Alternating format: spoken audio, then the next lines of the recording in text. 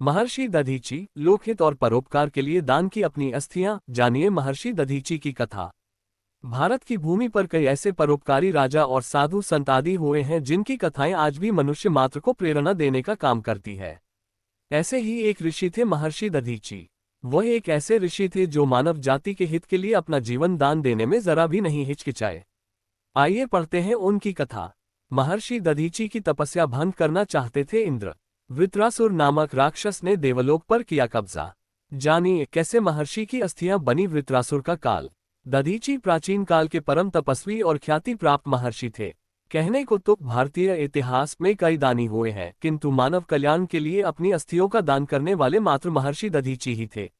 महर्षि दधीची ने उनका अहित चाहने वाले इंद्र को ही अपनी अस्थियां दान कर दी। आइए जानते हैं कि कैसे मानव जाति के लिए महर्षि दधीची ने अपनी अस्थियां दान की। महर्षि दधीची का परिचय। महर्षि दधीची की माता का नाम चित्ती और पिता का नाम अथवा था। अपना संपूर्ण जीवन भगवान शिव की भक्ति में व्यतीत किया। महर्षि दधीची वेद शास्त्रों आदि के पूर्ण ज्ञाता थे। उनके स्वभाव की बात करें तो वह बहुत ही दयालु थे और सदा दूसरों का हित करने के लिए तत्पर रहते थे। उन्होंने लोकहित के लिए कठोर तपस्या की। महर्षि दधीची के तप के तेज के कारण देवराज इंद्र के मन में अनावश्यक डर पैदा हो गया था। महर्षि की तपस्या भंग करना चाहते थे इंद्र। अपने तप और ध्यान के कारण महर्षि दधीची के तेज से तीनों लोकालोकित हो उठे। उधर इंद्र का तेज दिन ब दिन कम होता जा रहा था, जिससे इंद्रदेव को महर्षि दधीची से ईर्ष्या का भाव उत्पन्न होने लगा। इंद्र को लगा कि महर्षि उससे इंद्रासन छीनना चाहते हैं। तब इंद्र ने महर्षि दधीची की तपस्या भंग करने के लिए कामदेव और एक अप्सरा को उनके पास भेजा, लेकिन वे महर्षि की तपस्या भंग करने में विफल रहे। तब इंद्र उनकी हत्या के इरादे से सेना सहित वहां पहुंचा, लेकिन उसके अस्त्र शस्त्र महर्षि की तप के अभेद्य कवच को भेद न सके और वे शांत भाव से समाधिस्थ बैठे रहे।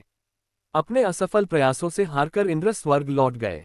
इस घटना के कुछ समय बाद वृत्रासुर नामक राक्षस ने देवलोक पर कब्जा कर लिया और इंद्र सहित सभी देवताओं को देवलोक से बाहर निकाल दिया। महर्षि के परोपकार की कथा। वृत्रासुर के देवलोक पर कब्जा करने के बाद सभी देवता अपनी व्यथा लेकर ब्रह्मा जी के पास गए।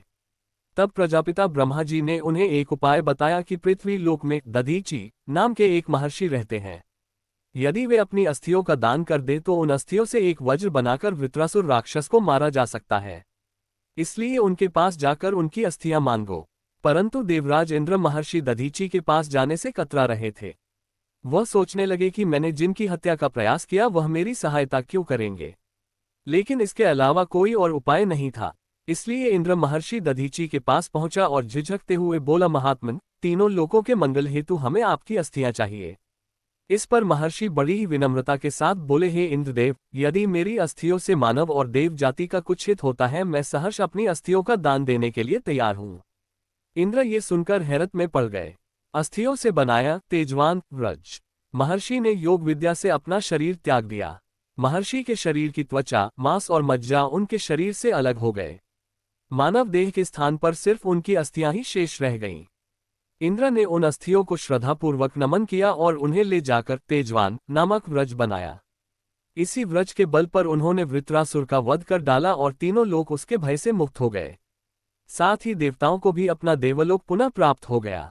यह महर्षि दधीची की कथा आपको कैसी लगी, लाइक और कमेंट कर दीजिए भक्तों, और चैनल को सब्सक्राइब करना न भूलिएगा। जय श्री राधे राधे।